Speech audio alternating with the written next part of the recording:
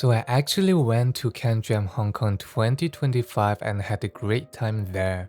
Really can't believe that I stayed for a whole day because I thought I would just be going in and out for like an hour or two.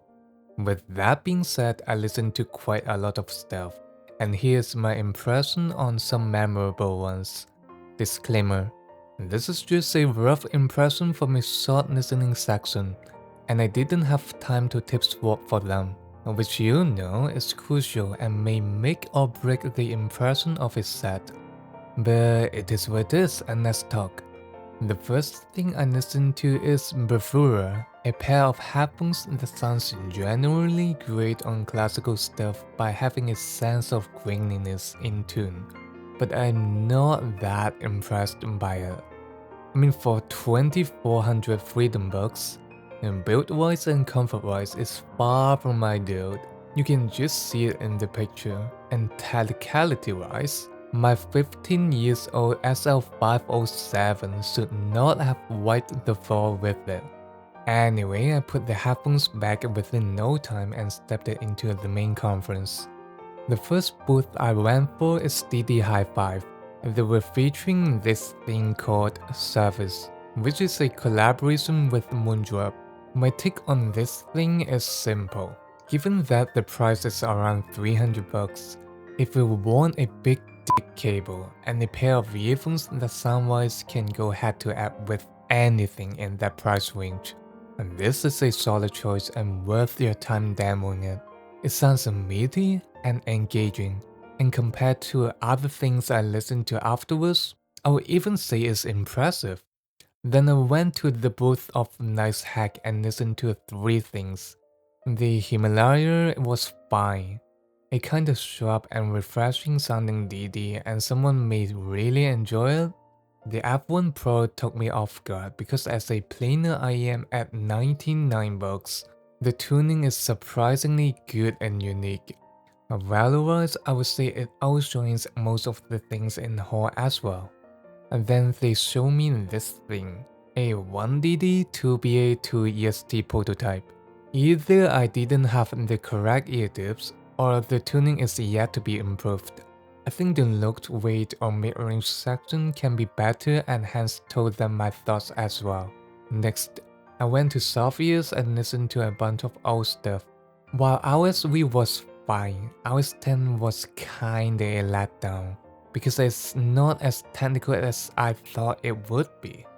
The almost $3,700 Enigma sounds exceptional in cello, but other acoustic stuff just sounds alright in a fair sense. Of course, I've tried out the newest Volume S as well. While the first tuning sounds exceptionally clean with a bit of artificial bite, the second tuning is just too clinical even for me. The build of it is kinda disappointing though, like the edge is very sharp. If you're hard pressed on it, it may really cut you in a cold winter kind of sharp, and the faceplate is almost like a piece of scratched plastic. Maybe it's just how a demo unit in CanJam works, I don't know. By the way, the only thing I bought in the whole CanJam is this little dongle from Softears. Don't ask me why. I told them to lend me a pair of Studio 4 and it sounded just right, and that's it.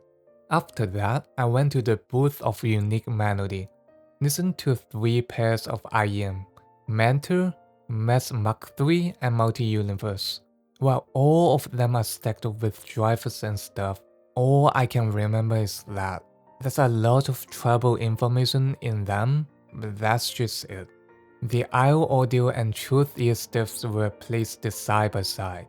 Polari sounds clean and standard, but it's also a little bit blunt in terms of note edges as well. The Zogno, I kinda like it, more so than the Polari, in a tuning and texture sense. Truth Ear Zero Blue too. I made a separate video for it and my main concern was, I don't know whether sound-wise it's an upgrade or not. Nova. It sounds very solid, as the default hybrid recommendation when it's on sale. Around 100 bucks, it's a no-brainer. And then I went for Stax, and as expected, Stax is Stax, and SRX1 is such a blast to entry ease that experience, because it's just so light, comfortable and tactical at the same time.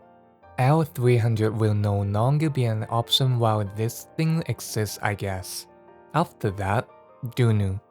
Seems like they're cooking something interesting with this big boy CD player, and I don't even want to guess the price of this amp as well. But I must admit that their new flagship headphone, Arashi, is truly one of a kind. I really thought for a moment to swipe for it right there. I know it's $1,400, but the build quality of it, the feeling on hand, the comfort on ear, and sound as well. My god, how long has it been for me to have the feeling of impulse purchasing a pair of high-end headphones? Ever since Stax, I guess? Move on. 3001 BD. 2 impressions. The cable is very soft, like thank god. And sound-wise, it's like a cup of cold distilled water. And it's such a way to show off details without being too cold sounding as well. Next, the Ziggett and Dre's Audio Estrella. It sounds okay, but a bit blunt in attack, I guess. And unfortunately, $300 is such a bloody price point as well. The HEDD GT headphones, $2,200, and I will be very honest here. The comfort and headband design sucks. The sound-wise, debatable. But this with the Bravura are the reason why I almost impulse swiped for Arashi when I was there. As you may expect, I went to Ninsu booth as well. Timeless 2, I've no comment on it because the imaging of this thing is such a horror story.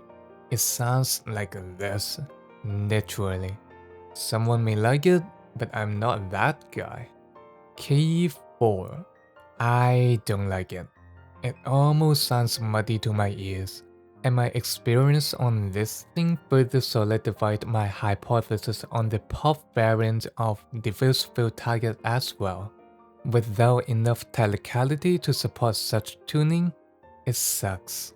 FiiO Audio Origin and Oracle Mark III.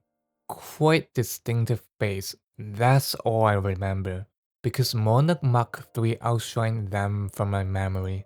If I have to buy an IM from FiiO Audio with the current lineup, it's gonna be Monarch Mark III as well, because at the very least, it's an impactful and exciting experience. Hi-Fi Man.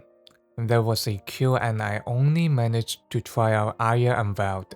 It sounds weirdly hot in treble, and for the price I don't know how I feel about it. The last stop in my trip was FiiO, and oh boy.